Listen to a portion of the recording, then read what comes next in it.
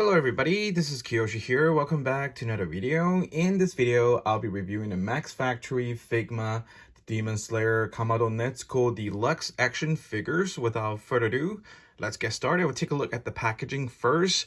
I think if you have like enough money to buy this set, you should definitely get the deluxe version. I think this doesn't just apply to this particular Nezuko figure, but the Figma or the Max Factory figures in general. Sometimes they release two versions. One is a standard release, the other one being the deluxe figure. I don't know how much the standards are worth, or how much difference in terms of the price point. But maybe like $20 or $30 more, or maybe $40 more. But definitely think the deluxe version is definitely worth it, because it comes with a lot more accessories.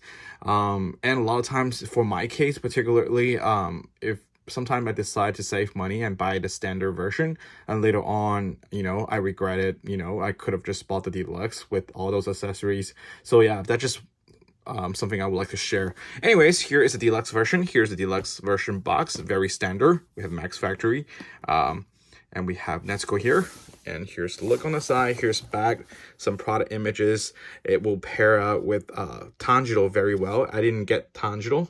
I don't know if I would get it, but I will see. I'm not crazy about Demon Slayer in action figure forms. I am a Demon Slayer figure collector, but I'm not really crazy about action figures for a couple reasons. One, it's very hard to pose.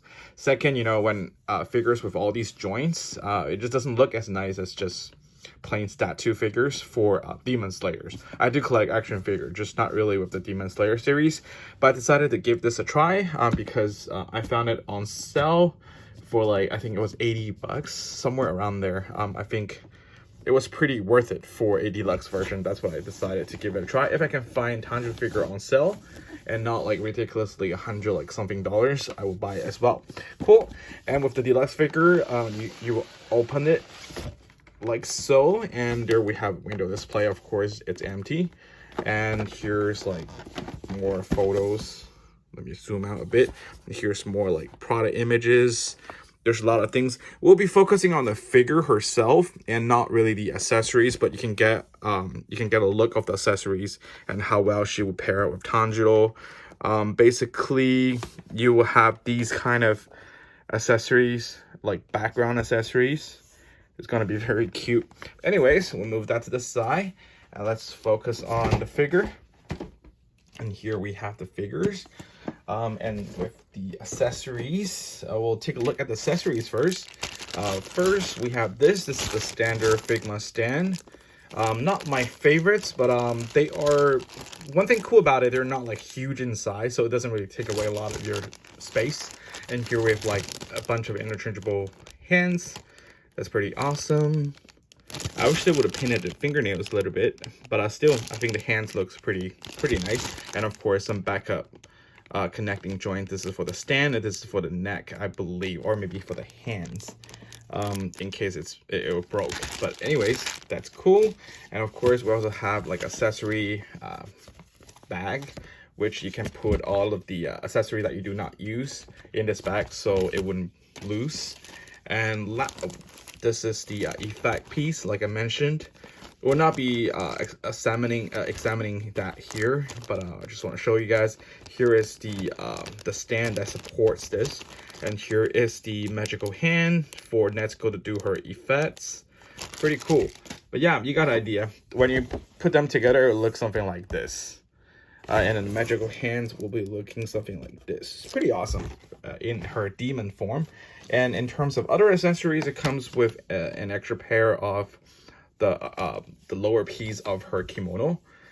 This is for action posing. Let's say if you want to do something like this dynamic, this is what these skirts are for. Because the regular one, it's like this. It's more steel. You can't really split up the legs like this far, but this one will get you like literally floating looking. We will not be demonstrating that in here because these figures are so fragile and so tiny, it's impossible for me to do it.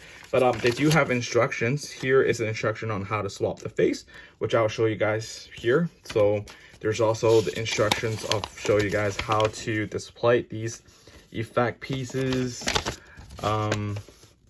yeah, and how to exchange the lower half of the kimono. So yeah, it's gonna be easy. And here are the interchangeable faces. One is the demon face, one is the very cute, adorable face. I think this is going to be really wicked. And the other cool things about it is, if you do not want Nezuko to have this bamboo on her lips, you can actually remove it like so. See, they even did that underneath. We'll show that in a minute, but isn't that something really awesome? I mean, in the anime, of course, she's always having this 24/7, but it wouldn't hurt to be like this, don't you think? All right, and oh, the other accessory I forgot. The most important accessory here is the wooden case that you can put Nezuko in it. I mean, there is a smaller shrinked Nezuko that comes with the Tanjiro Deluxe figure set, which you can just put it in there, and this will go well with Tanjiro as well. This is like meant for Tanjiro to plug into the back of Tanjiro, so that's very handy here.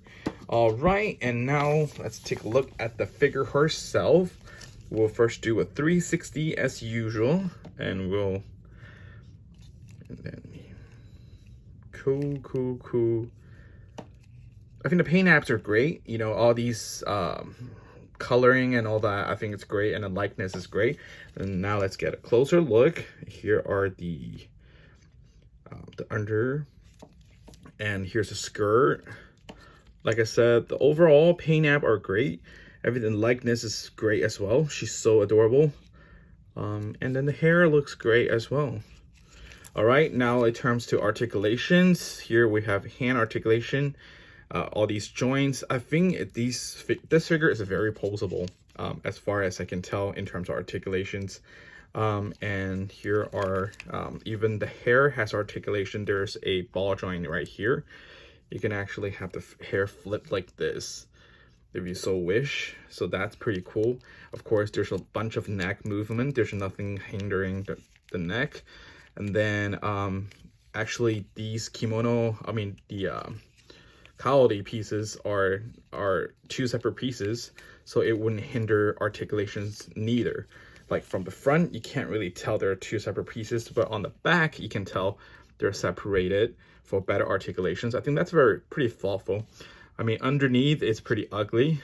It's like robotic, and it's not like normal action figures where you have an actual body. So that is something I don't like about it. I have to be very honest with you. And it's just too robotic. See, like when you flip the skirt off, this is what it reveals underneath. You know, it all look all right, unless you go in like this. I mean, I don't think you're gonna show the figure this way, but still, right? It's my first time getting a action figure where underneath it's so mechanic like this. Yeah, it's something I really don't like it, but I guess there's no better execution on this to, you know, have the perfect articulation and have the best look, I guess. And here's the leg movements. There's a lot of articulations on the toes as well. I think articulation wise, you don't have to worry about it. I think it's one of the better articulations from Figma, the figures. I think it's pretty cool. But yeah, this is definitely something I don't like. I don't know, because I guess I'm not crazy about action figures, so for me, I rather they complete, you know, the character look, instead of, you know, sacrificing the overall look and for the articulations, if you know what I mean. But I guess that sacrifice does exchange for better articulations, you know, for better posabilities and all that. So that's pretty cool. And now let's swap the face. Basically what you do is take out the hair piece. That's all. It's easy. And then this, of course, you can remove the bamboo. Let's go and reveal the beautiful Nezuko face. And of course, the hair and the head is two pieces. You can take this out. And let me swap it with the demon's face. That's cute. And then we're just gonna attach the hair back on. I hope I'm doing this right. I feel like it's right like this. Okay, and then we'll attach that without the bamboo.